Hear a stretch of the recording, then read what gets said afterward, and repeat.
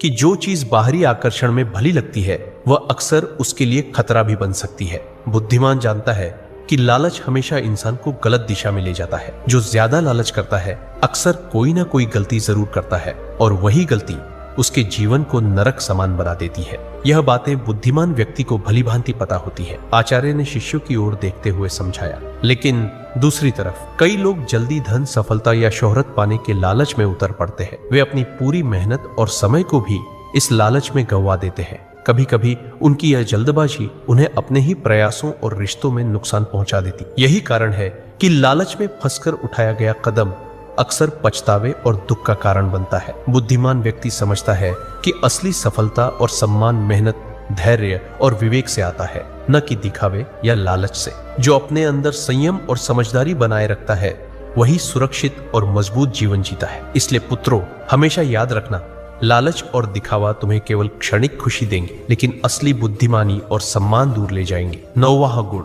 पुत्रों, बुद्धिमान व्यक्ति हमेशा सामने वाले की चाल और मंशा को भांपता है। लोग अक्सर वैसा नहीं होते जैसे दिखते हैं। जो मुस्कुरा रहे हैं जरूरी नहीं कि वे सच्चे मित्र हों, और जो शांत दिखाई दे रहे हैं वही सबसे खतरनाक शत्रु बन सकते हैं। शिष्यों ने ध्यान से सुना। आचार्य ने आगे समझाया। सोचो पुत्रों, कई बार इंसान केवल दिखावे और शब्दों के आधार पर भरोसा कर लेता है, लेकिन वही बातें जो उसने नजरअंदाज की बाद में उसके खिलाफ काम कर सकती है। बुद्धिमान हर कदम सोच समझकर उठाता है और सामने वाले की चाल को पहले भांप लेता है। यही कारण है कि वह अक्सर दूसरों से एक कदम आगे रहता है। उन्होंने उदाहरण देते हुए कहा, कई लोग अपनी भावनाओं और भरोसे के आधार पर तुरंत निर्णय ले लेते हैं। परिणाम स्वरूप उनकी मेहनत और योजना बेकार हो जाती है। लेकिन जो व्यक्ति सामने वाले के इरादों को समझकर कदम उठाता है वह हमेशा सुरक्षित रहता है और किसी भी स्थिति का लाभ उठा पाता है। याद रखना पुत्रों, आंखें केवल देखने के लिए नहीं होती, बुद्धि और अनुभव से